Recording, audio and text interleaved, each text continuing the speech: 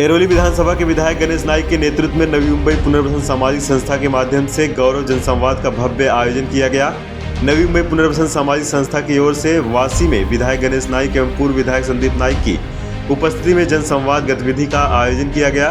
दशरथ भगत की अध्यक्षता में आयोजित इस जनसंवाद गतिविधि में गणेश नाइक का अभिनंदन किया गया। वासी के सड़कों प्रदर्शनी केंद्र में आयोजित इस कार्यक्रम में बड़ी संख्या में नागरिक और विभिन्न संगठनों के प्रतिनिधि शामिल हुए। संवाद के माध्यम से सांस्कृतिक विकास और सम्मान शीर्षक से आयोजित इस कार्यक्रम में वासी के 3 वार्ड 65, 77 और 78 के नागरिक ने विभिन्न लंबित कार्यों के बारे में वक्तव्य प्रस्तुत किए और विभिन्न सामाजिक संगठनों ने इन्हें भेजने का आश्वासन दिया है। संबंधित विभाग को बयान दे और उनका समाधान निश्चित रूप से करें। इस अवसर पर विकसित नवी मुंबई का निर्माण करने वाले विधायक गणेश नाइक का जनता की ओर से अभिनंदन किया गया।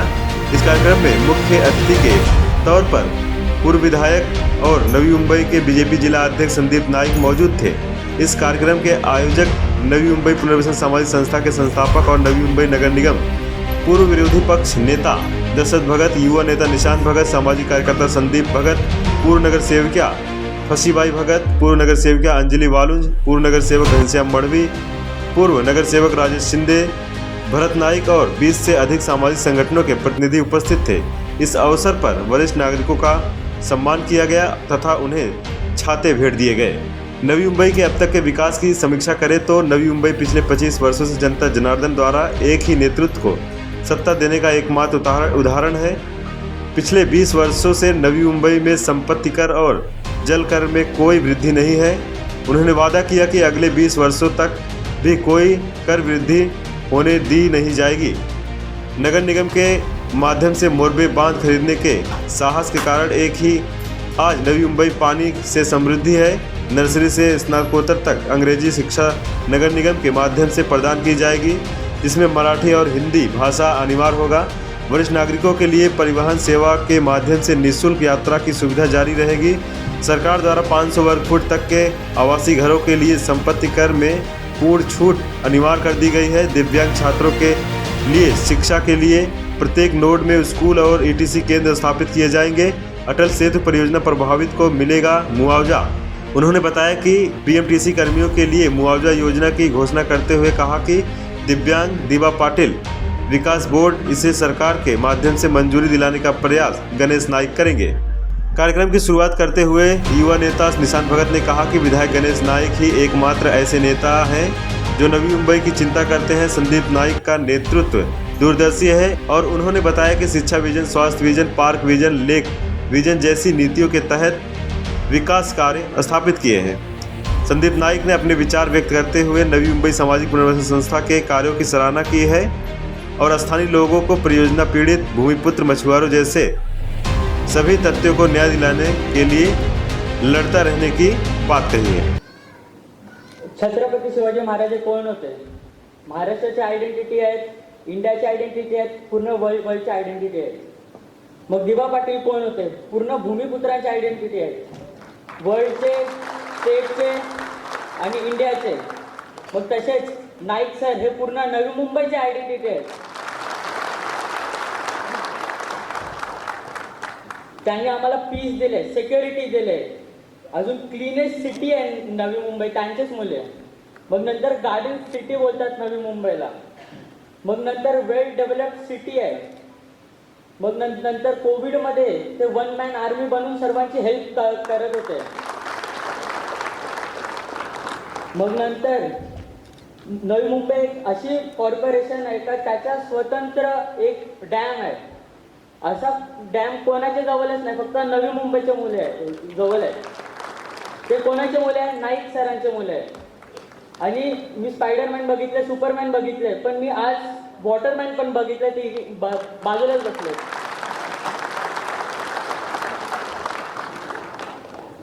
तर मी आता आमचे प्रॉब्लेम आणि काय बोलतो, तर मी मागच्या वेळी जसा बोललेलो का जे भूमिपुत्र आहेत, जे प्रोजेक्ट अफेक्टेड पर्सन आहेत, त्यांना स्टायपंड भेटायला पाहिजे।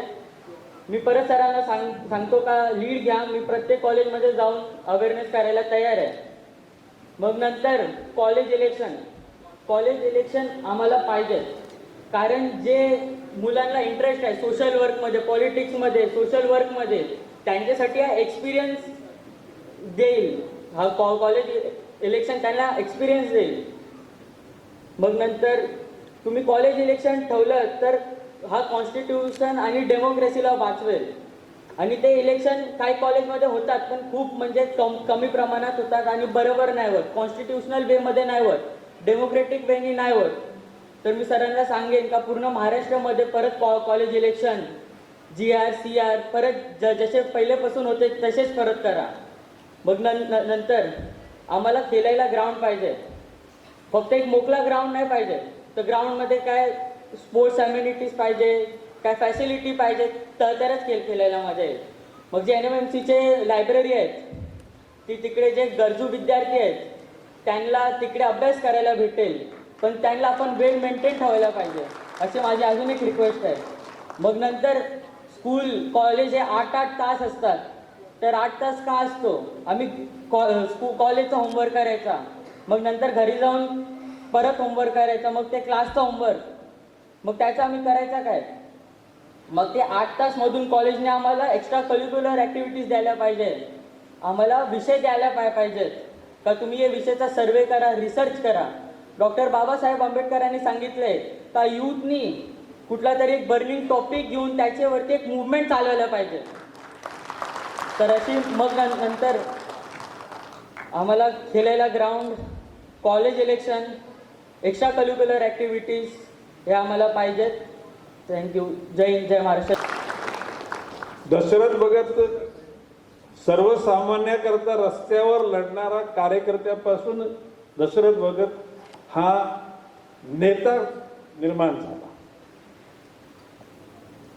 मगाशी संदीप नाईकांनी त्यांच्या मनोगतामध्ये जी भावना व्यक्त केली की ज्या ठिकाणी समाजाच्या हिताच्या गोष्टी आहेत त्या सुचवण्याचं काम दशरथजी भक्तांनी त्यावेळेला केलं आणि जी कामं चांगली होती त्या ठिकाणी शहराच्या हिताकरता त्या कार्याला मजबूती येण्याकरता मदत केली.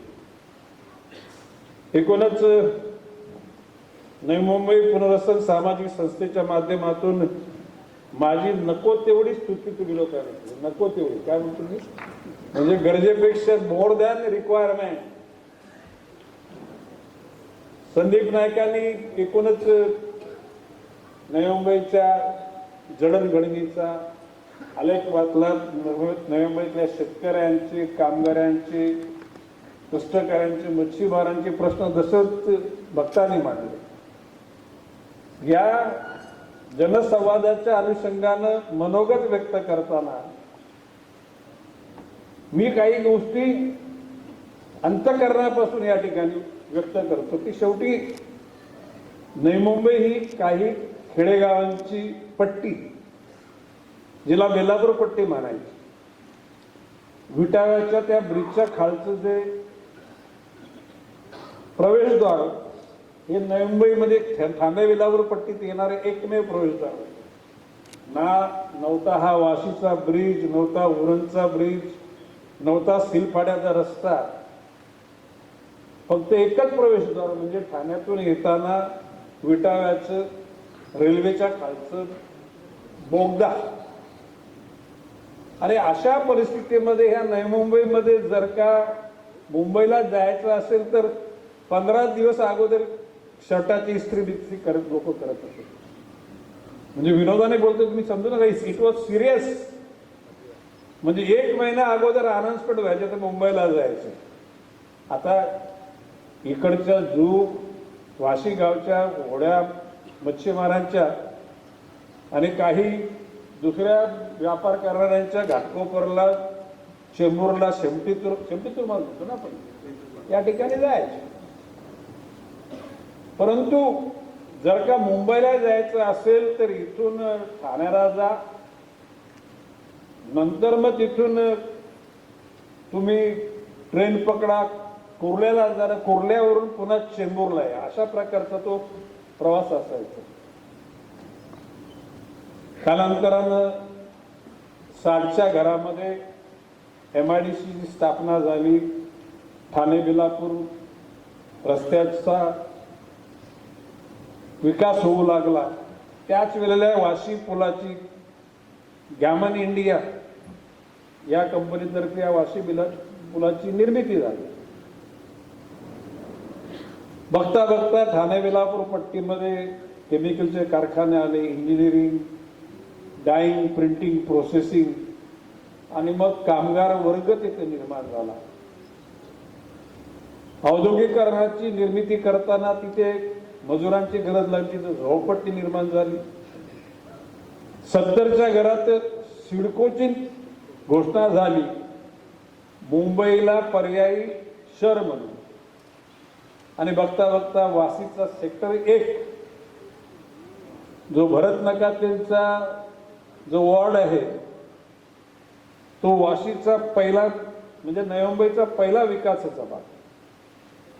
JB डिसोजा नावाचे सिडकोचे MD होते, JB डिसोजा. किंबहुना त्या ठिकाणी मी आंदोलन केलं होतं.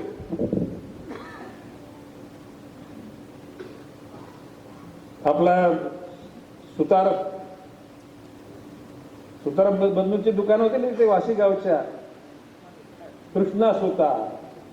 आणि त्यावेळेला ती दुकानं दिली गेली, त्याला म्हणजे हट्ट केला आम्ही. आमच्या प्रकल्पग्रस्तांना 35% घर प्रकल्पग्रस्तांचं तिथे होते, कोणाच्याकडे पैसे होते घर घेण्यासाठी. ही परिस्थिती होती त्या. बघता बघता नवी मुंबई वाढत गेली. कैलासवासी दिबा पाटलांनी प्रकल्पग्रस्तांसाठी लढा उभा केला आणि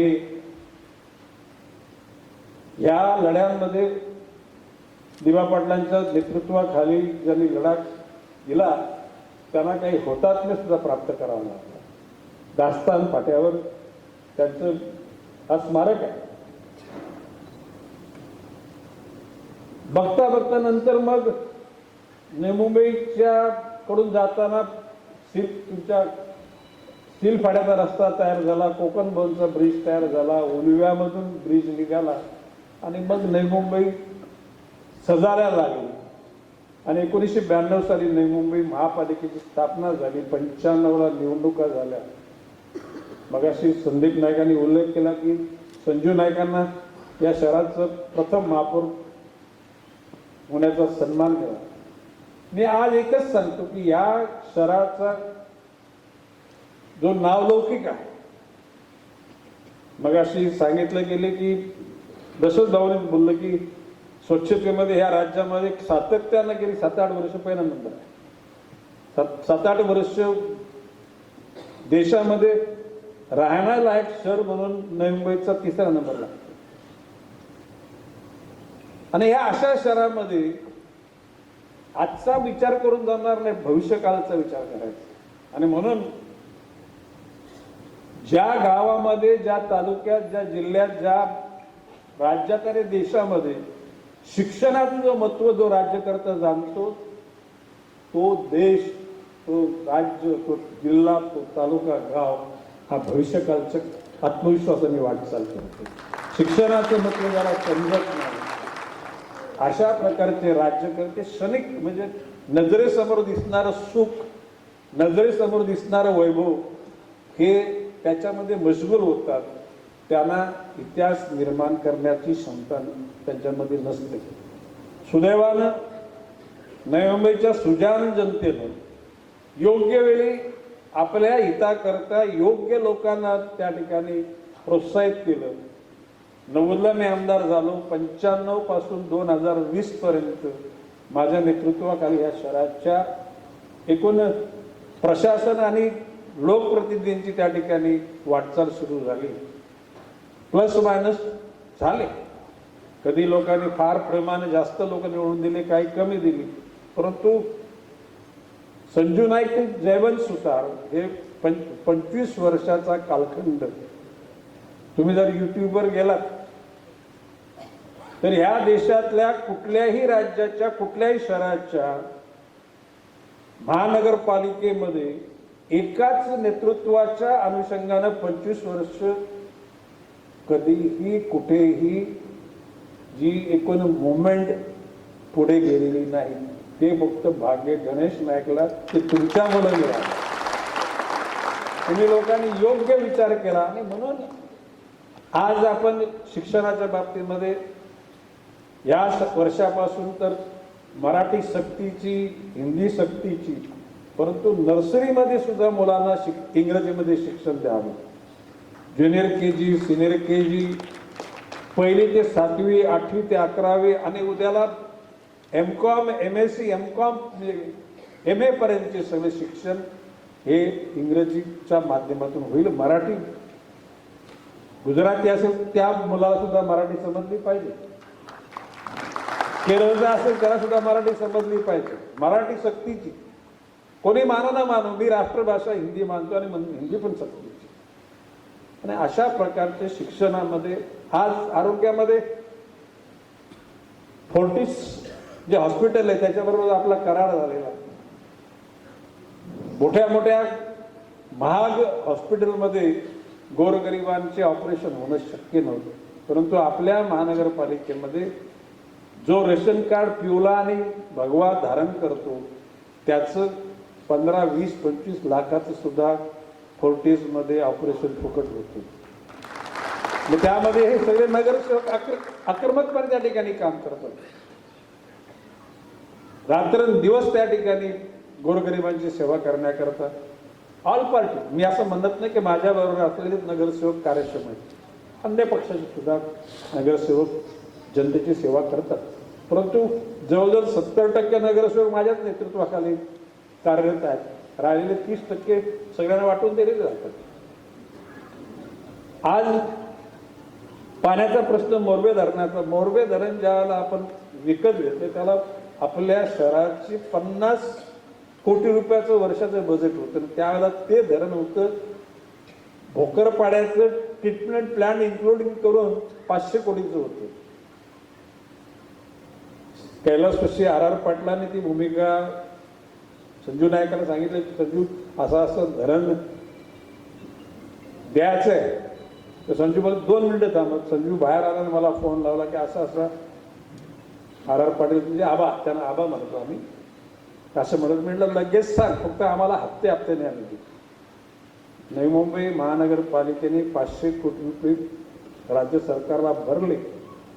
जर का आज ते धरण जर बांधायची जर का इच्छा झाली, त्या धरणाची किंमत 6,000 कोटी. किती? 6,000 कोटी रुपये. त्याच्या पलीकडे त्या धरणाच्या खालच्या बाजूला 200 एकर जागा शिल्लक आहे. त्या 200 एकर जागेचा विनियोग करून या नवी मुंबईच्या उत्पन्नामध्ये काही भर घालण्याचा माझा विचार आहे, पण योग्य वेळी आल्यानंतर. संपूर्ण भारतामध्ये मोठी मोठी शहरं आहेत, मोठ्या मोठ्या महानगरपालिका आहेत, परंतु कुठल्याही महानगरपालिकेच्या परिवहन सेवेमध्ये सिनियर सिटीजनसाठी फुकट प्रवास आहे? आपल्यापैकी किती लोक प्रवास करतात? तर आणि ही सेवा ही अबाधित राहील. त्याचं कारण वाशीच्या डेपोवर त्या ठिकाणी जी बिल्डिंग बांधलेली आहे, अशा प्रकारच्या 5 डेपो मध्ये अशा बिल्डिंगी बांधून त्या भाड्याने देऊन त्याच्यातलं आलेलं भाडं हे परिवहन सेवेला दिल्यानंतर ही जी आपली सेवा आहे कुठली फुकट देण्याची सिनियर सिटीजनला, ही कायमस्वरूपी राहील, ते काय टेम्पररी नाही. आणि ही योजना पण गणेश नाईकचीच आहे. महापालिका अस्तित्वात असताना 500 स्क्वेअर फुटाच्या घरांना घरपट्टी माफ करण्याचा निर्णय घेतला होता.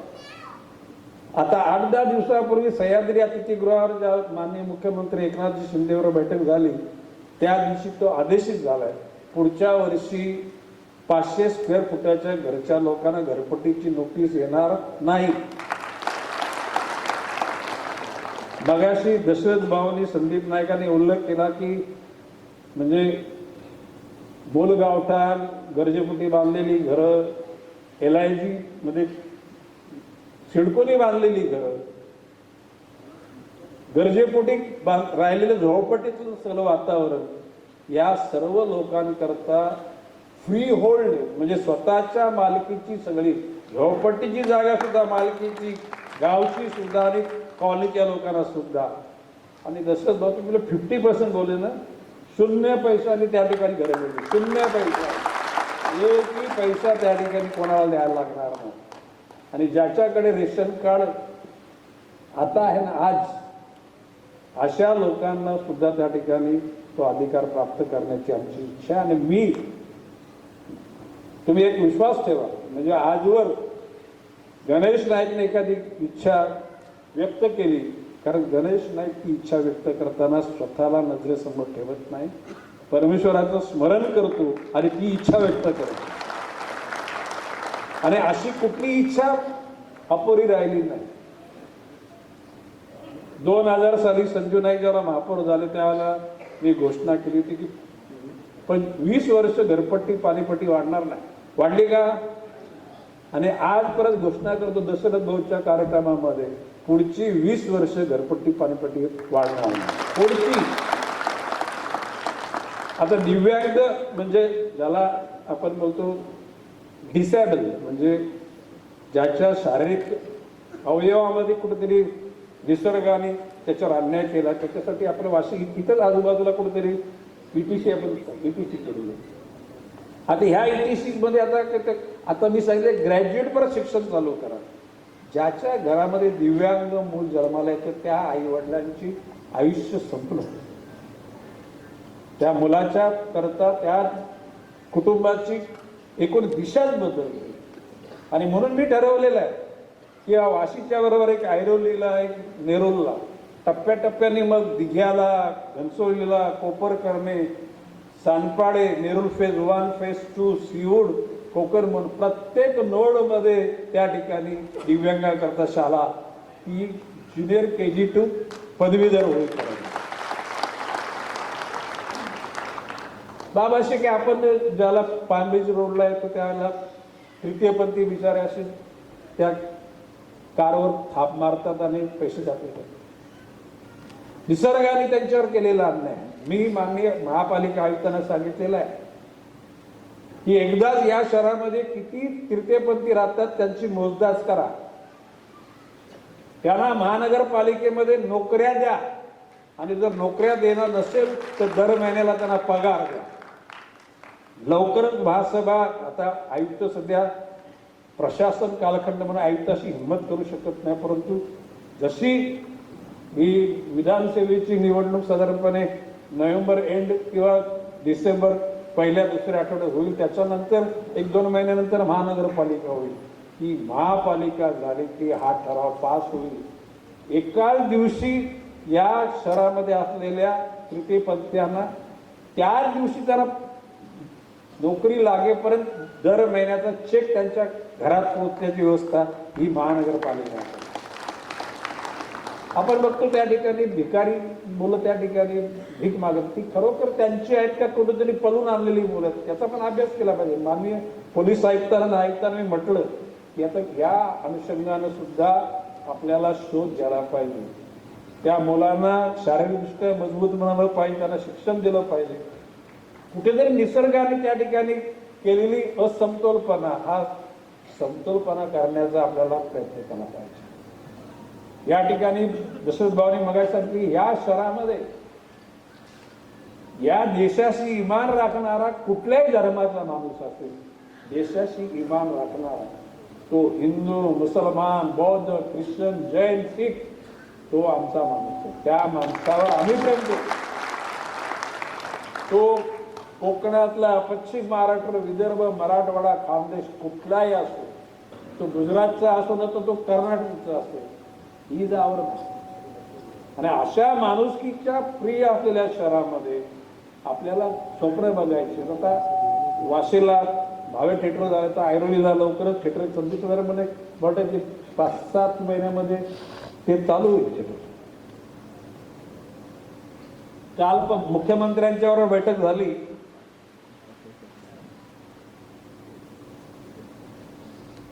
संस्थांचे प्रतिनिधी, उपस्थित पत्रकार बंधू आणि भगिनींनो, या 3 वॉर्डच्या माध्यमातून संवाद साधण्याकरता ज्येष्ठांचा सन्मान आणि त्याबरोबर विविध संस्थांचं प्रतिनिधित्व आणि विविध संस्थांचे विविध विषयांचे निवेदनं आणि त्याचबरोबर खास करून ज्येष्ठ वॉर्डमधील नागरिक, विविध संस्थांचे प्रतिनिधी, त्यांचं सर्व गाऱ्हाणं, त्यांच्या समस्या ऐकणारं नेतृत्व आणि त्याचबरोबर एक विशेष जे प्रतिनिधित्व आपल्याला इतर कार्यक्रमांमध्ये मिळत नाही. त्यांची मागणी असते परंतु त्यांना व्यासपीठ मिळत नाही, त्यांना बोलून दिलं जात नाही. अशा तरुणांचा देखील समावेश या सुसंवाद कार्यक्रमामध्ये साधला गेला.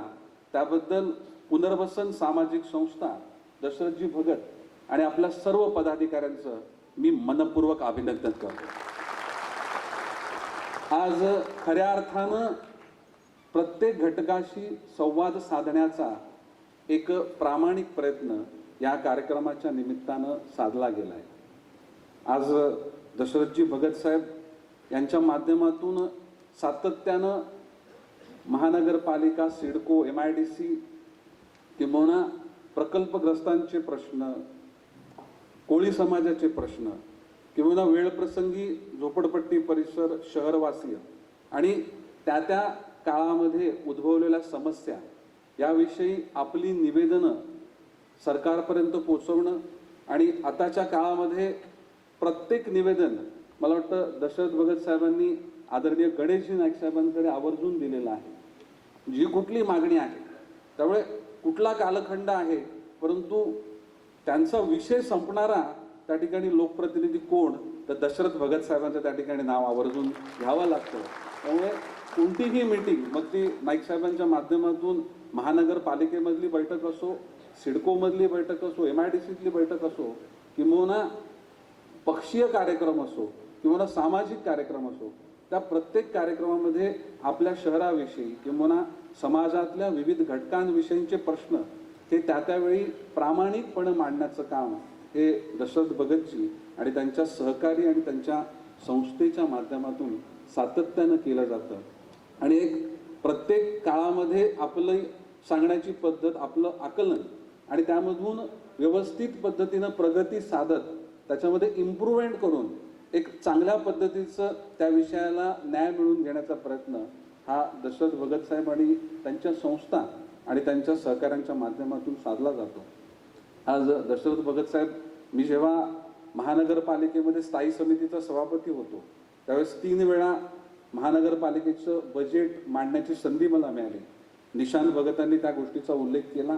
अनेक नवी मुंबईमध्ये विविध प्रकल्प जे होत असताना आदरणीय गणेशजी नाईक साहेबांची दूरदृष्टी, त्यांच्या अनुभवाचं मार्गदर्शन आणि डॉक्टर संजीवजी नाईक साहेब यांनी महापौरपद भूषवलेलं आणि त्यांच्या कार्यकाळातला त्यांचा अनुभव या महानगरपालिकेच्या सभापती म्हणून काम करत असताना सर्वच म्हणजे शहर असेल, झोपडपट्टी परिसर असेल, गाव असतील, यांचे सर्व विषय मांडत असताना जास्तीत जास्त आपल्या शहराला सुविधा कशा मिळतील ते मिळवण्याचा प्रयत्न करत असताना राज्य सरकार, केंद्र सरकार यांच्या जास्तीत जास्त योजना आपल्या शहरामध्ये आणण्याचा प्रयत्न मी करत होतो.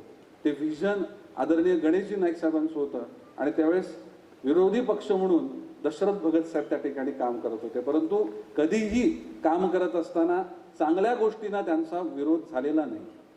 राजकारणामध्ये सत्ताधारी आणि विरोधक ही व्यवस्था आहे. सत्ताधाऱ्यांच्या माध्यमातून विकासाचे आणलेले प्रश्न आणि त्याचा प्रत्येक समाजातील घटकावर होणारा परिणाम याबद्दल प्रत्येकानं साधक बाधक चर्चा केली पाहिजे. त्यामध्ये शहराचं हित साधलं पाहिजे आणि तीच भूमिका ही दशरथ भगत यांनी त्यावेळेस देखील ठेवली. व्यक्ती म्हणून कोणत्या गोष्टीचा विरोध झाला नाही. एखाद्या गोष्टीमध्ये, एखाद्या प्रकल्पामध्ये, एखाद्या धोरणामध्ये त्यांनी त्यांचं मत मांडलं, परंतु त्यामध्ये शहराचं हित किंवा त्यांची मागणी त्याच्यामध्ये समाविष्ट होती. परंतु कधीही त्यांच्या कार्यामध्ये शहराचं हित अहित हे त्या ठिकाणी मांडलेलं. दशरथ भगत यांच्या नेतृत्वाखाली कार्यरत असलेली नवी मुंबई पुनर्वसन सामाजिक संस्थेच्या माध्यमातून 3 वॉर्डच्या लोकांच्या करता हा जनतेच्या दरबारामध्ये गणेश नाईक म्हणून जनसंवाद ठेवला होता. संदीप नाईक पण होते, दशरथ भाऊ, निशांत भगत आणि फशीबाई भगत. एकूणच नवी मुंबईच्या जनतेकरता निर्भयता मिळावी, शांतता मिळावी. जो राष्ट्रावर प्रेम करणारा असेल तो कुठल्याही धर्माचा, जातीचा, पंथाचा असेल त्या माणसाला निर्भयता मिळणं गरजेचं आहे. ही विचारसरणी छत्रपती शिवाजी महाराज, शाहू फुले आंबेडकरांची आहे.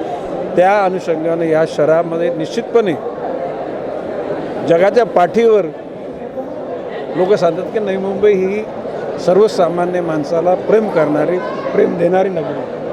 आणि त्या नगरीमध्ये शिक्षणाची व्यवस्था, आरोग्याची व्यवस्था, पाणी पुरवठा, वाहतूक, गार्डन, मैदान, सांस्कृतिक केंद्र या सर्वच गोष्टी नीट व्हाव्यात. एकूणच झोपडपट्टी, गाव, मूलगावठाण आणि LIGमध्ये राहणारी लोकंसुद्धा बांधली ना, बेकायदेशीर बांधकाम केलं, परंतु त्या परिस्थितीमध्ये शेवटी रोटी कपडा मकान हा माणसाचा अधिकार आहे. आणि ह्या गोष्टी राजाने दिल्या. राजा म्हणजे पूर्वीच्या काळी, आता राज्य करते. त्यांनी एकूण चांगल्या प्रकारचं नियोजन करून सिडको म्हणा किंवा म्हाडा म्हणा या माध्यमातून गोरगरिबांना 500 स्क्वेअर फुटाची घरं विनामूल्य त्या ठिकाणी मिळावीत अशी आमची मागणी आहे. त्यातल्या त्यात ज्या प्रकल्पग्रस्त लोकांनी त्याग केलेला आहे, आपल्या जमिनी कोडी मोल किमतीने दिल्या, त्या लोकांनी बांधलेली दुकानं, त्यांनी बांधलेली घरं जितके 8-10 खोल्या असतील तरी त्यांच्या नावावर पाहिजे, कारण शेवटी त्याचं उत्पन्नाचंच साधन झालं. ही बाब माननीय मुख्यमंत्री एकनाथ शिंदेंच्या हे कानाला घातलेली आहे. आणि तत्वतः देवेंद्रजी फडणवीस, अजितदादासुद्धा एकूण अशा रंजल्या गांधलेल्या लोकांच्या करता निश्चितपणे शासनाने मजबूत अशी योजना करावी या विचाराची त्यात, आणि भविष्यकालामध्ये त्याच्यातून मार्ग निघेल असा माझा विश्वास आहे. दादा, ह्या तुमच्या जनविधायक कार्यप्रणालीवर एक माझे IAS अधिकारी सातत्याने टीका करतो. आत्ताच त्यांनी टीका केली होती की तुम्ही पोलीस बंदोबस्त तुम्ही सातत्याने घेऊन फिरतात, कार्यकर्त्यांचं तुम्हाला संरक्षण का नाही आहे, तुम्हाला भीती वाटते का? अरे, जगाच्या पाठीवर कुठल्याही देशाचा प्रमुख असतो किंवा विरोधी पक्ष नेता असतो, माझ्याकडे तर आता ते पोलीस दिसायला लागलेत. कधी साधारण गेले मोठे किती एखाद्या महिन्यापासून. पूर्वी गणेश नाईक कुठे दांडकेवाला पोलीस पण माझ्याकडे नव्हता. आणि आय एम नॉट वरीड, मला चिंता नाही. उद्याला त्यांना जर वाटत असेल त्यांनी पोलिसांना कळवावं, गणेश नाईकचा बंदोबस्त विड्रॉ करा. I will be happy, no problem. दादा, आज तमाम समस्याएं आज दी गई हैं. आर्थिक विकास महामंडळाची मागणी होताना दिसत आहे, तर यावरती आपली काय? ते नाही, बाब अशी आहे की नवी मुंबईमध्ये MIDC, सिडको आणि विविध प्रकल्पासाठी ज्यांच्या जमिनी केल्या, अशा घटकांकरता किंवा दिवा पाटील नुसता का नवी मुंबई आणि पनवेलवरूनच्या करता नेता नव्हता. प्रकल्पग्रस्त हे महाराष्ट्रामध्ये जिथे जिथे झाली ती 12.5% योजना ही दिवा पाटलांच्या नेतृत्वाला सुरू, ती सगळीकडे तर लागू झाली. आता ती 22.5% योजना आलेली आहे. आणि म्हणून दिवा पाटील आर्थिक विकास महामंडळ व्हावं अशा प्रकारची इच्छा व्यक्त केली. तिचा पाठपुरावा आम्ही करू आणि राज्य शासनाकडून त्या महामंडळाकरता योग्य निधीसुद्धा मिळू हा विश्वास मी या ठिकाणी देतो. दादा, तमाम आज शिकायतें दी गई हैं, समस्याओं का निवेदन दिया गया है आपके पास. किस तरह से उनके समाधान के लिए आप गंभीरता से प्रयास करेंगे, क्योंकि प्रशासन इन समस्याओं के समाधान के लिए उत्तरदायी नहीं दिख रहा है, गंभीर नहीं दिख रहा है? नहीं, देखिए, बात ऐसे आपको सबको विदित है कि 2014 के पहले हर हफ्ते में एक जनता दरबार इधर भरता था, उसी दिन थाना में भरता था. भाईंदर में 15 दिन में भरता था. कल्याण डोंबिवली में 2 महीने में भरता था. ऐसे 3 महीने में, 4 महीने में थाना जिला के हर तहसील में, मतदार संघ में ऐसे जनता दरबार होते थे. और आपको ऐसा लग रहा है कि जब मैं 95 से लेके 2020 तक खाली महापालिका के हेड ऑफिस में तीन ही बार गया था. लेकिन कोविड-19 के बाद में अभी कल परसों जो मीटिंग हुई वो 80वां मीटिंग था. जैसे कॉरपोरेटर लोग जाते ऐसे उस ढंग से सब मेरे साथी लोगों को लेके जाते. और मैं बोल रहा हूँ कि प्रशासन बिल्कुल ढम नहीं है, उसमें से रास्ता निकल रहा है. पानी का प्रॉब्लम है वो भी सुलझ रहा है, इलेक्ट्रिक का सुलझ रहा है. अभी गणपति आए तो रास्ते अच्छे होने चाहिए. महापालिका के अधिकारियों को मैंने बोला है कि भाई जो लोग गणपति के लिए जगह मांगेंगे तुरंत उनका अर्जी लेके उनको जगह देने की बंदोबस्त करो. MSC वाले अधिकारी को बोला है कि जो भी टेम्पररी मीटर मांगेंगे उनको मीटर देने की बात करो. जिस ढंग से ये शहर पूरी तरह से स्वास्थ्य के साथ रहेगा, उसके लिए हमारा सबका प्रयास है। और मैंने अभी मेरे वक्तव्य में बोला है कि ये जो कोविड कालखंड में जो जनता के हम सेवा कर पाए, उसमें print media, electronic media, social media का भी बहुत बड़ा योगदान है। उस वक्त में कोरोना के कालखंड में लोग मरते थे, उस वक्त में हमारे साथ आपके लोग भी आए, महापालिका का स्वच्छता कर्मचारी वर्ग, अधिकारी वर्ग, इन्होंने भी मेहनत की। It's not credit of A one single person, ये सभी के मेहनत का फल है। और आगे चल के ऐसे मेहनत से हे शहर उभरते रहेगा, उसमें कोई अर्पण करतो। त्याचं कारण असं आहे की नवी मुंबईच्या जनतेने चांगल्या प्रतिनिधींना जर त्या ठिकाणी निवडून नसं दिले तर त्या ठिकाणी चांगला कारभार होऊ शकल नसतं। मी फक्त माझ्याबरोबरच्या पक्षाचे लोक चांगले आहेत असं माझं म्हणणं नाही, अन्य पक्षामध्ये सुद्धा चांगले लोक आहेत, त्या लोकांचं सुद्धा या शहराची उभारणी करता मदत होते आणि भविष्यकाळामध्ये अशी सगळ्यांची मदत घेताच हे शहर मोठं होईल। सर, या सामाजिक संस्थेला पुढील वाटचालीसाठी आपण काय शुभेच्छा द्याल? दशरथ भगत, निशांत भगत, हशीबाई, नवी मुंबईचे कुटुंब प्रमुख नवी मुंबईचे शिल्पकार आणि नवी मुंबईची आयडेंटिटी सन्मान्य गणेशजी नाईक साहेब आज ह्या ठिकाणी संवाद कार्यक्रमसाठी उपस्थित राहिले। हा जो जनसंवाद कार्यक्रम जनतेशी संवाद करण्यासाठी ते आले होते। जनतेच्या विविध समस्या, मग त्यामध्ये वाढच्या समस्या, विविध नागरी समस्या आणि त्यासोबत मच्छीमारांच्या समस्या, मग ते विद्युत महामंडळ असेल, MSEB असेल, शौचालय असेल, विरुगला केंद्र असेल, असे विविध अनेक समस्या। मग ते भूखंड आरक्षण भूखंड ठेवलं पाहिजे, सिडकोच्या संदर्भामध्ये गरजेपोटी बांधकाम असेल, जमीन मालकी, मग ग्रामीण भाग, शहरी भाग आणि झोपडपट्टी भाग, अशा एकंदरीत सगळ्या गोष्टी, या सर्व समस्या, सर्व सूचना या जनसंवाद कार्यक्रमाच्या माध्यमातून नाईक साहेबांनी त्या ठिकाणी लोकांशी संवाद साधला आणि जो शहरी भाग, ग्रामीण भाग आणि झोपडपट्टी भागातल्या विविध ज्या काही समस्या होत्या, सूचना होत्या, अशा अनेक शिष्टमंडळ प्रभागातील आणि इतर अनेक मंडळी या ठिकाणी आपलं निवेदन दिलं आणि त्या सूचना त्यांच्या नाईक साहेबांनी त्यांच्या स्वीकारल्या।